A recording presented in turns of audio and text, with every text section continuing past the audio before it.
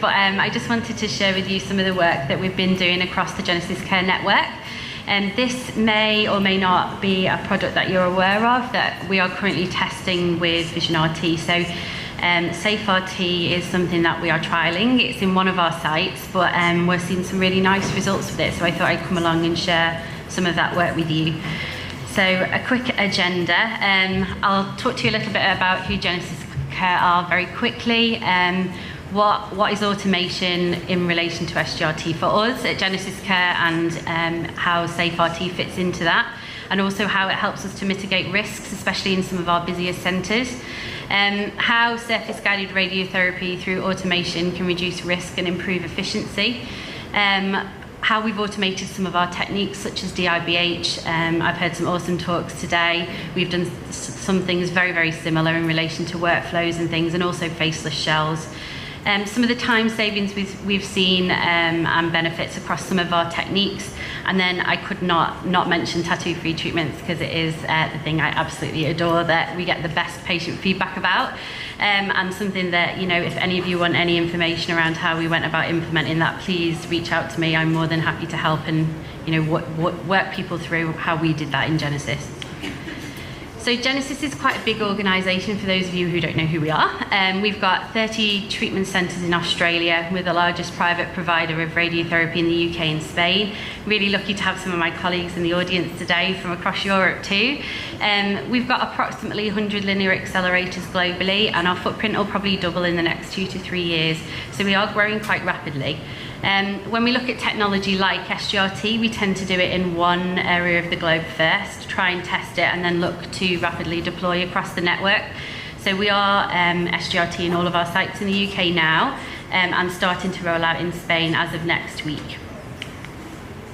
So when we talk about automation with SGRT, obviously radiotherapy is fairly automated already with all our planning systems and Mosaic, ARIA. We're talking about controlling a particular process and increasing reliability and efficiency. There are two distinct aspects to that in my mind. One is obviously the introduction of computers into a manual process, and then the implications that we have on humans as part of that process. So not only just the staff, but also how it impacts on patients and what their experiences are. I don't think any of us can deny that with modern technology, computers are a massive part of that. And we thought we'd quite like to evaluate SafeRT from that perspective, as in, if we automate too much, are we going to make our treatments less human? Are we going to lose sort of our human touch? And will it lead to complacency if we automate too much of our process? So these are the kind of questions we ask before we put SafeRT in. As part of that discussion, we also recognise that automation is massive in many big industries. So already in medicine, certainly in aviation, and then in manufacturing and things. So we wanted to know how much of that can we bring into radiotherapy whilst keeping that human contact. And then a big piece around risk management. So some of our centres are very busy, treating in excess of 60 plus patients a day. Very busy waiting rooms when you're going to collect patients and things. So we wanted to know if this could take out an element of risk around, you know, wrong patient, wrong treatment site. We can go into that a little bit. So SafeRT, for those of you that don't know, is like a front-end bit for SGRT. The image that you can see here on the left is some facial recognition cameras. So at the moment, we have these mounted in our bunker and also at our CT in one of our sites in Cambridge. So the idea being that as part of this front-end process where you're IDing your patient, you're making sure you've got the right person, this is now an automated process for us at this site. We are still doing our routine ID procedures, so name, date of birth, what treatment site you're having treated or scanned for that day, just while we're in evaluation. But the thought process is that we will move this over to be completely automated. There's another part of this as well, that part of SafeRT that links to accessories. So ensuring that whatever you have scanned your patient with, whether you make a custom bolus, a mouth bite, that all gets captured at the time of CT, so that when you then take your patient through to the bunker to treat them, you will get a flag to say that you've not put something in or you've not attached that bolus. So we can walk through it a little bit now. So these are the handhelds that the radiographers have. So the first bit is obviously the cameras, facial recognition. When the patient goes to CT, we capture their face and it's saved in the system there. We also take a normal picture as you would on your phone, and that then is stored as part of that patient record. So if you think how that works, that's great for CT.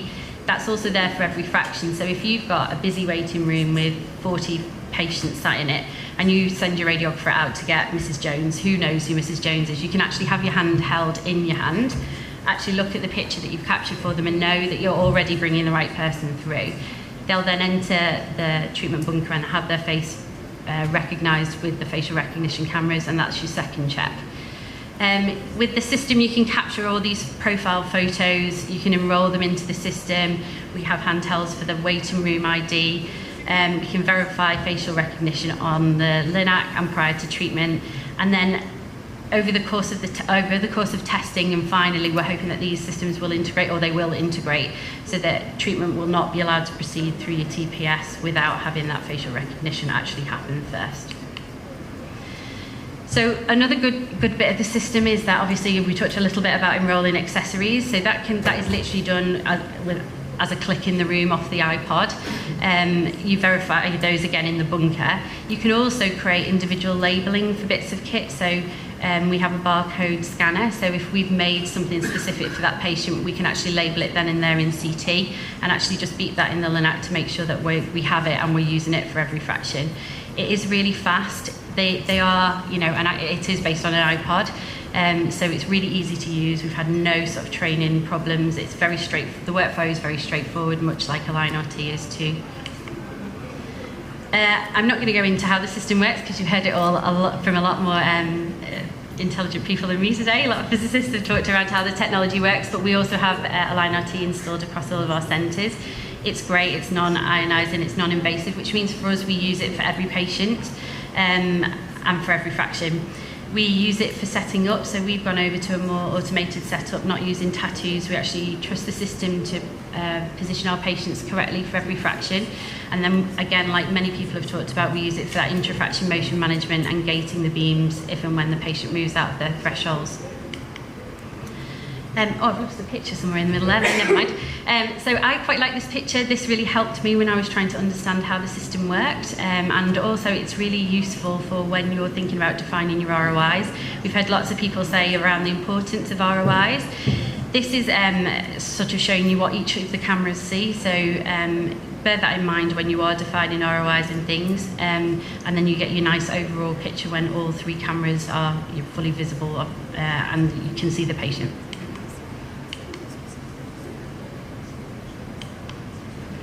Okay, so the AlignRT system monitors up to 20,000 points on the patient. So, we were very comfortable to move away from lasers and tattoos and shifts to IsoCenter. We actually have seen over the course of the time we've been using the systems, which is coming up for 2 years now, that we can get more accurate using the system to set patients up rather than tattoos, marks and shifts.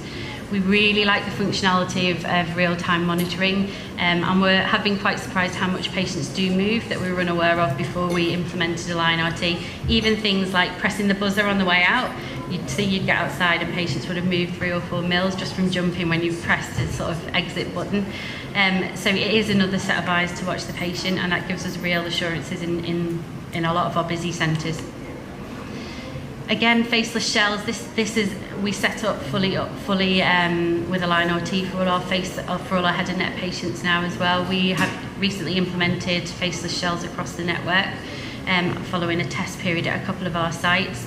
Again, ROI is really important. The system has to have enough topography to get that match really, really accurate. So be careful when you're doing your planning sessions around that. And then also, this has been one of the best sort of aspects of us implementing AlignRT. We had a system that we used for deep inspiration breath hold called Dynar, and it was very equipment heavy for our patients to use. Involved a spirometer, a snorkel, goggles for the patient. And with the introduction of this, we've been able to automate a lot more of that. So we, again, you've heard how the system works for DIBH. We do exactly that, and quite nicely we can stop and start monitoring and things from remote controls. So when you're thinking about efficiency savings, to stop all the radiographers walking around to computer monitors and things, the remote controls are really, really nice functionality for DIBH. Our sort of current times for setting these patients up, so we cone beam CT every day.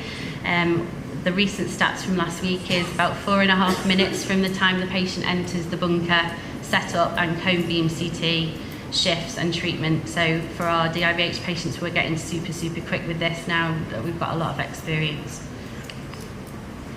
So I've put together a little video here from our Cambridge site where they are using Align RT for setting up DIBH, and there's some comments along the bottom that sort of explains the process as it goes through. So I'll just play this for you now. It's just a minute or so.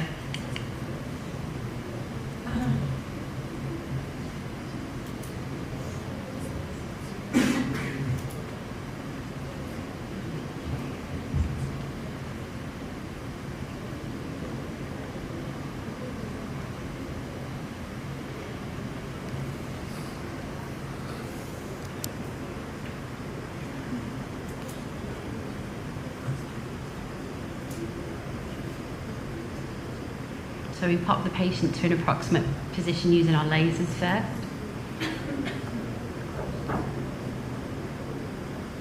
And then we make all our adjustments based on the Align RT system.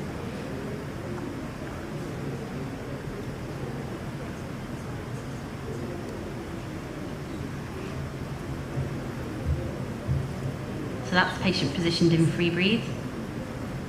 And then swapping over to the breath hold surface. So you see everything goes off because their position isn't right. They've not taken that deep breath yet. And it's so simple. The patient just looks at that bar there. They just breathe the yellow bar up into the white bar.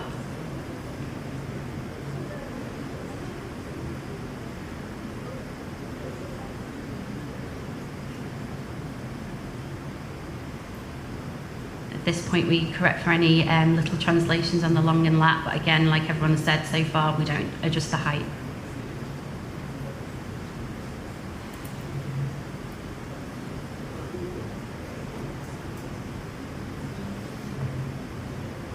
That is literally as quick as it is. It's not a real patient, it's a staff member, but that is as speedy as you get with the system. So at this point, they'd be going out to coach the patient into breath hold again from outside and CVCT.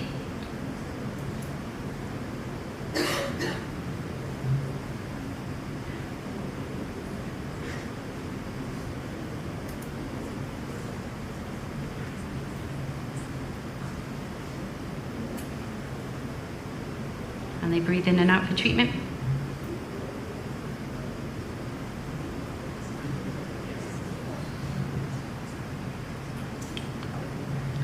So you can see how easy it is once you've got your workflow sorted for your own departments. Vision RT are really good at working with, you know, whatever imaging it is that you want to do. For us, it was fairly straightforward because we CBCT everybody, every fraction, and make those shifts first. I know there's various different workflows out there, so just if you're going to proceed to buy in and you know, getting this going in your centres, just work with them on the workflow, because it really does help to get that right before you roll out.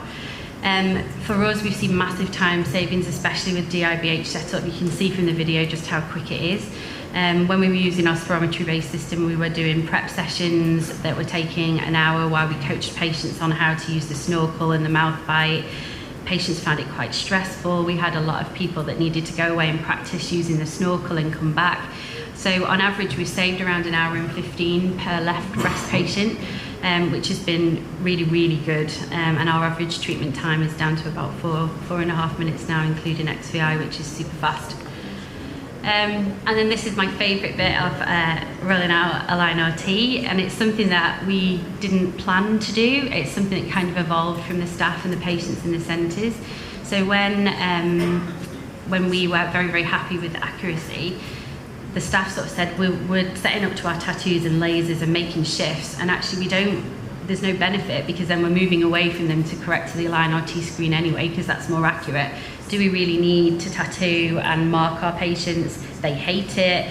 So we ran a few patient forums. We actually, we didn't take the staff's word for it, but we actually went out and actively asked patients if this was something that they wanted.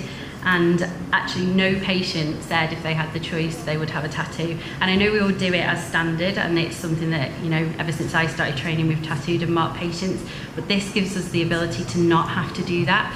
And actually patients, when you ask them, they really don't want those marks. They don't want permanent reminders of this awful time where they've had to come in every day for treatment. So I would advise you, if you are thinking about purchasing, just to plan that out and think about if that's something that would work for your centres. I have lots of questions around tattoo-less and markerless treatments, around what if they come back for further treatment, how do you get around that?